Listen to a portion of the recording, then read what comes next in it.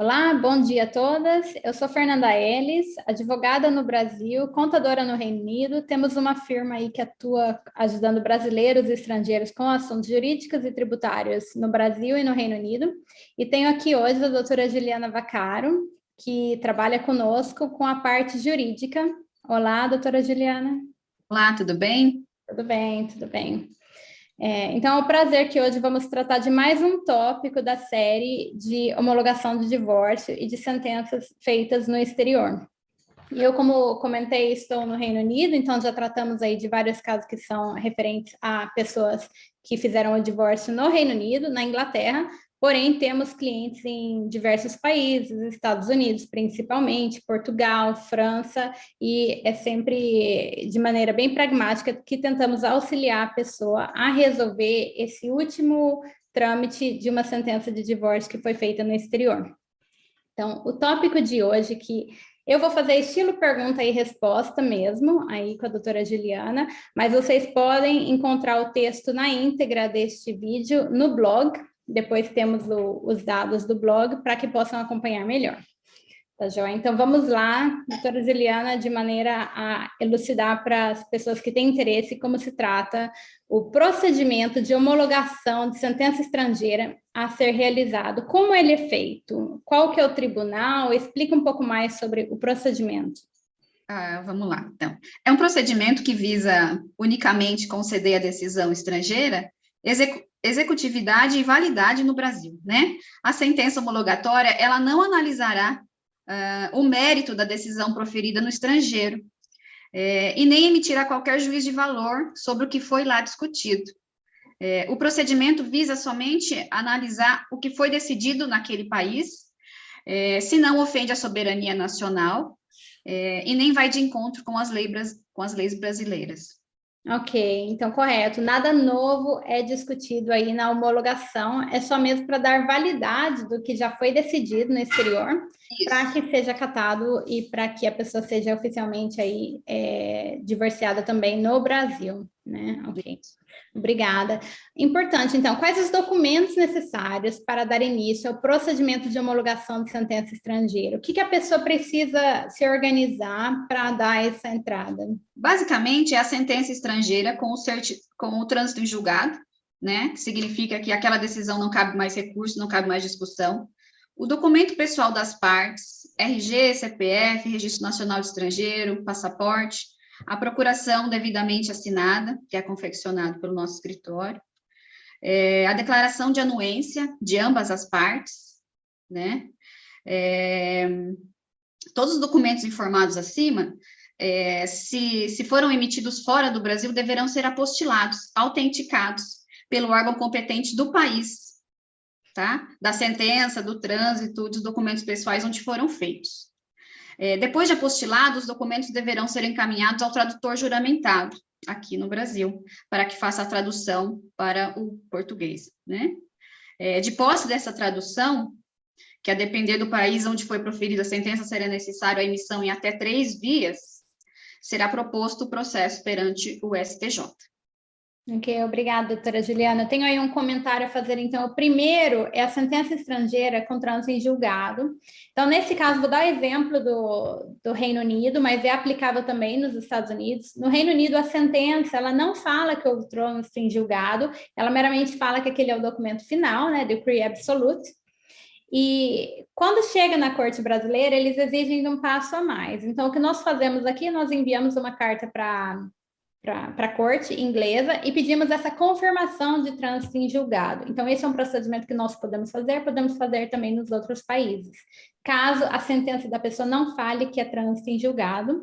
Outra situação que nós organizamos é preparamos a procuração e também entramos em contato com os notários, sugerimos o melhor notário, sugerimos aí um tradutor de confiança. Então, nós ajudamos a pessoa, pode trabalhar, claro, com o notário e o tradutor de sua preferência, mas se quiser que nós fazemos essa coordenação dos documentos, a nossa firma fica à disposição para ajudar a integralizar tudo de uma maneira bem rápida e pragmática para a pessoa. Então, obrigada. Uma coisa que muitos perguntam é quando não há anuência de uma das partes para dar início ao processo de homologação. Então, eu gostaria, já sou divorciada no exterior, gostaria de homologar no Brasil, porém, a outra parte não dá anuência. Embora não tenha nada que será discutido no Brasil, muitas vezes a outra parte não autoriza, não aceita e não assina. O que fazemos quando não há essa anuência da outra parte? Quando não há essa concordância, é necessário a realização da citação dessa parte, né, através de uma carta rogatória, se a pessoa estiver residente no exterior, ou de uma carta de ordem, se a outra parte estiver residindo no Brasil, para que responda à ação, para que tome ciência do processo e apresente a defesa necessária. Ok, ótimo. E o que acontece se a citação da carta rogatória não se dá? Como se dá a citação da carta rogatória? Para quem não é familiarizado, citação é quando a pessoa recebe e toma ciência de que existe essa carta rogatória. Como ocorre a citação?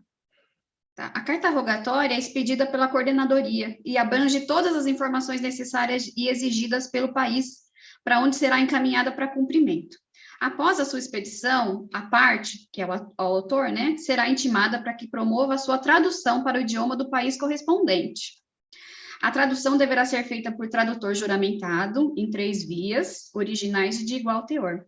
Após a tradução, deverá ser anexado a sentença estrangeira que deseja homologar, o trânsito em julgado e os documentos pessoais do autor, e devolvida à coordenadoria, pelos correios ou pessoalmente. Recebidas as traduções dos documentos do processo, a carta rogatória é encaminhada para o Ministério da Justiça para envio ao país que cumprirá o ato. Okay. E o que a pessoa que recebe essa carta rogatória deve fazer? Quais são os procedimentos para quem recebeu a carta rogatória? Primeiramente, eu sempre acho que é interessante quem recebe a carta rogatória concordar, entrar em acordo e tentar liberar da maneira mais simples possível, né? Fica mais barato, mais econômico, e não tem nada material que deve ser discutido no Brasil. Mas, claro, muitas vezes isso não se dá. Então, o que a pessoa que recebe a carta rogatória deve fazer? Será guardado o prazo de 15 dias para que apresente manifestação, né? Passado o prazo, com ou sem a manifestação, a carta será devolvida ao Brasil, por intermédio do Ministério da Justiça, que encaminhará ao STJ, tá? Tendo a parte contrária se manifestado junto à carta rogatória, cuja manifestação se dará exclusivamente por advogado, ela também terá que contratar um advogado aí para fazer essa defesa, né? As informações serão devolvidas e encaminhadas ao autor, através de seu defensor, que providenciará a tradução juramentada novamente das informações devolvidas pelo país que cumpriu o ato, né? Agora, não tendo a parte contrária se manifestado junto à carta rogatória, será nomeado um defensor a ela para acompanhar todo o procedimento de homologação. Ok, perfeito.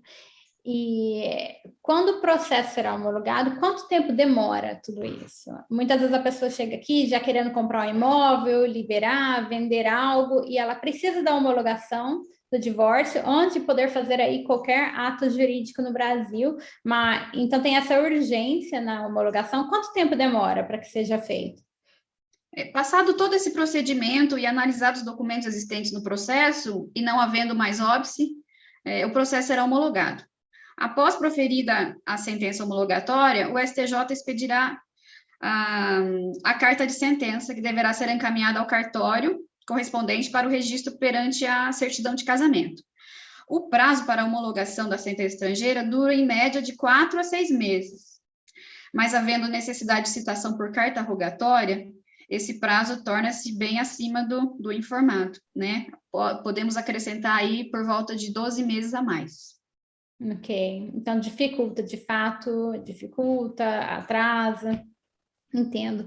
E, claro, bem importante, quais são os custos de um processo de homologação de sentença? Quanto que a pessoa tem que ter em mente que gastará com esse processo? Não dá para mensurar, né, exatamente os custos com o processo homologatório, ainda mais porque depende, ainda mais do processo que depender de citação por carta rogatória, né, como a gente falou aí acima, depende de tradução juramentada, depende de vários documentos, né? Então, o total vai depender do contexto procedimental que cada processo exigir. Ok, muito obrigada. Então, e gostaria de explicar como nossa firma está aqui para coordenar, para ajudar mesmo a pessoa a coletar esses documentos de maneira bem simples e fazer com que tudo seja processado na primeira tentativa e não que seja recusado por falta de documentos ou algo assim. Temos ampla experiência, então podemos auxiliar para que isso aconteça. Claro, geralmente os nossos custos nós gostamos de passar um fixo para a pessoa e depois a parte variável depende do tradutor, porque o tradutor trabalha por páginas, tem uma parte bem específica ali como que eles trabalham, então se a sentença é longa, ela vai ficar mais cara, né, porque o tradutor vai cobrar mais. Então tem algumas coisas que são fixas, outras que são variáveis. Mas se entrar em contato conosco, podemos passar aí uma estimativa bem próxima da realidade para a pessoa. E sugiro também que assistam nosso outro vídeo, onde falamos mais aí da homologação, e leiam o blog também com informações. Ficamos à disposição e o nosso contato está aí no final do vídeo.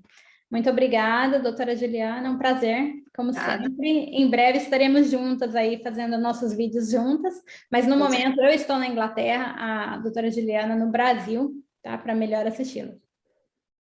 Obrigada, até logo.